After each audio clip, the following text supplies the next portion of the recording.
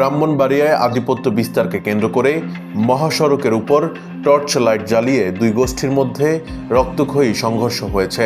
বুধবার রাতে সদর উপজেলার উত্তর সুহিলপুরে আজিজের গোষ্ঠী ও উকিলের গোষ্ঠীর মধ্যে এ সংঘর্ষের ঘটনা ঘটে। এ সময় দাঙ্গাবাজরা কুমিল্লা সিলেট মহাসড়ক 3 ঘন্টা আটকিয়ে সংঘর্ষ চালায়। সংঘর্ষের সময় উভয় পক্ষের লোকজন টেটা বল্লম সহ দেশীয় অস্ত্রশস্ত্র নিয়ে একে অপরের উপর হামলা চালায়।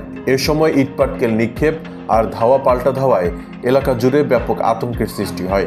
বন্ধ হয়ে যায় ওই মহাসড়কে যান চলাচল।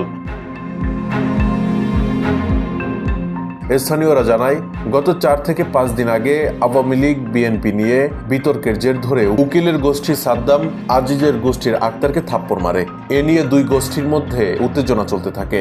বুধবার বিকেলে বিষয়টি মীমাংসার জন্য সালিশ বসে, কিন্তু তাতে সমাধান না আসায় রাতে দুই গোষ্ঠীর লোকজন মহাসড়কের উপর সংঘর্ষে জড়ায়। এ বিষয়ে সদর মডেল থানার ভারপ্রাপ্ত কর্মকর্তা ওসি আজহারুল ইসলাম বলেন, আধিপত্য বিস্তার নিয়ে আজিজের গোষ্ঠী ও উকিল গোষ্ঠীর মধ্যে দীর্ঘদিন ধরে বিরোধ চলে আসছে।